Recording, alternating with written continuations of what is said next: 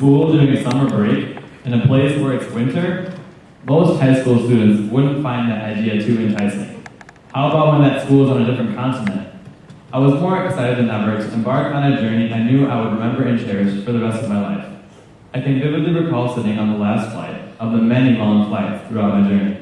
My nerves were building up as I endured the last 2 hours of my virtually 24-hour journey from Chicago to Dallas, Dallas to Brisbane, and alas, Brisbane to Adelaide, South Australia, my home for the next 3 weeks.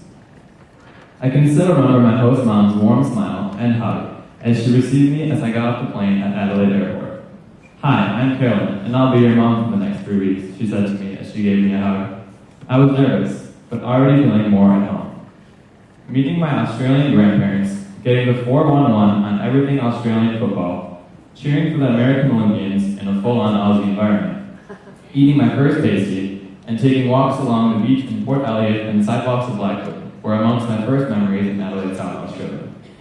I was pretty shy and nervous during the first couple of days of school, but I quickly acclimated to life at Westminster School and started meeting and befriending all of my hosts' mates.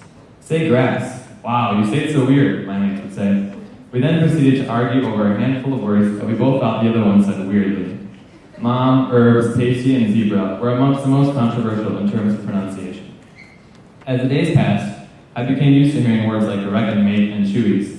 I even began to use some of them in my own speech, as I was beginning to feel at home with the Australian culture and people. Fortunately, I had the chance to attend the ultimate Australian experience, a professional game of Australian rules football. The atmosphere was amazing. Every time a goal was scored, people went crazy, waving flags, jumping up and down, chanting and screaming, "Go Crows!" made the experience of a professional Australian football game unforgettable. Time flew by as my host family took me to tour the delicious and aromatic Hague's Chocolate Factory, walking around the city of Adelaide, to experience Australian wildlife, where I was able to hold a koala, feed kangaroos, emus, ostriches, wallabies, and wombats, and many other attractions in and around Adelaide. Although it was a small city compared to Chicago, it was a homey city, perfect for an exchange. Before I knew it, the dreaded Friday, August 23rd was already over. My last day at Westminster and in Adelaide had come to an end. My heart filled with sadness as I left the campus of Westminster for one last time. As I sat on the plane to Melbourne, where I would visit my cousin for a week, I talked with a Sri Lankan couple sitting next to me. "What do you see as a benefit of doing exchange for a person your age?" they inquired.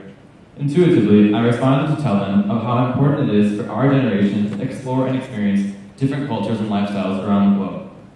As nations around the world become more and more interconnected, the realization that there are other ways besides the ways of your society, community, and culture is of growing importance. Being globally knowledgeable is always good for a teenager, but this experience made me into a global citizen, something that will be part of me for the rest of my life.